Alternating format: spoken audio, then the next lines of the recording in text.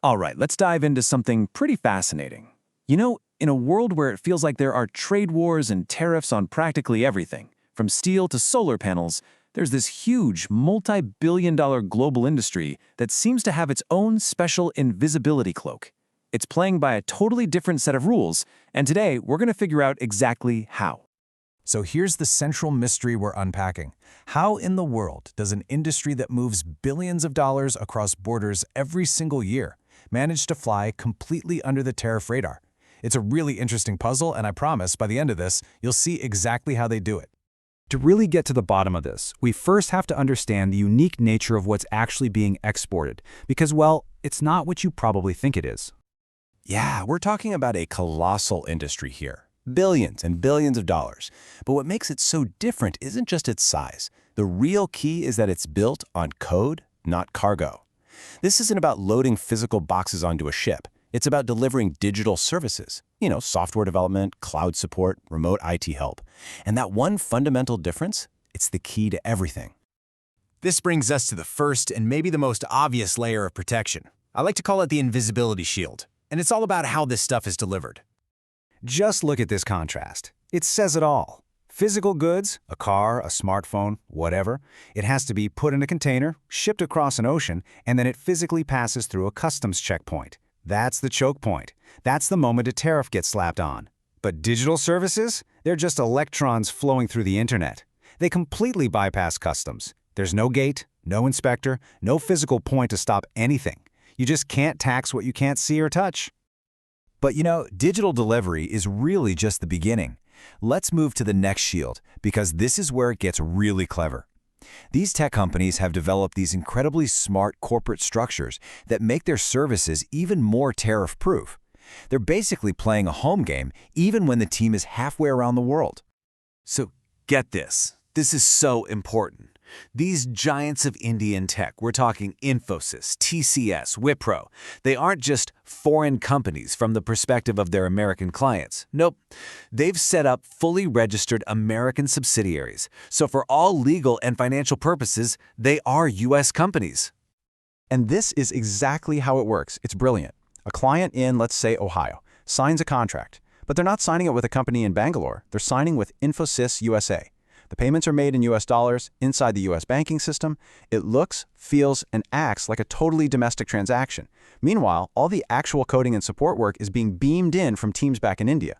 It's like an inside job that keeps the whole thing out of the reach of import tariffs. And to make it even more confusing for any regulator, they use this hybrid model. A single project team is often a mix, just like you see here. You'll have on-site consultants working in the US, plus a bigger offshore team back in India. This blended structure just completely blurs the line between what's a domestic service and what's a foreign one. I mean, seriously, how would you even begin to apply a tariff to something that's partially both? Okay, so shield number 3 is all about geography. It's not just a straight line between India and the US. These firms have built this amazing global network that acts as a buffer against any kind of direct policy action. Right, so you might think the path is a straight shot from India to the US, but it's often way more clever than that. A lot of these firms actually route their services through what they call nearshore delivery centers. Think places like Mexico, Canada, or even Ireland. This isn't random at all. It's a super strategic move that creates this geographic and legal buffer zone, which makes it even harder for US trade policy to target the flow of services from any single country. And that brings us to the final and, honestly, probably the most powerful shield of them all. And this one isn't a strategy or some loophole. It's a fundamental flaw in the entire global trading system. The rule book is just completely out of date. This quote, right here, it just hits the nail on the head. For literally every physical product in the world, there's a thing called a harmonized code. It's what customs officials use to classify it and apply the right tariff. But for services, nothing. It doesn't exist. There is no global system. To even start taxing these digital exports, you'd have to write completely new laws and international agreements from the ground up. This table just lays it out perfectly. With a car, you've got a tariff code, it physically crosses a border, and you have a really simple point of enforcement, the customs gate. With something like cloud support, you have no system, a digital point of entry, and enforcement that's so complex it's basically impossible under today's laws. So, we've peeled back all these different layers. What does it all mean when you put it together? Let's connect the dots and see the bigger picture here. So when you put it all together, you really see the full defense. This industry is protected by this multi-layered system.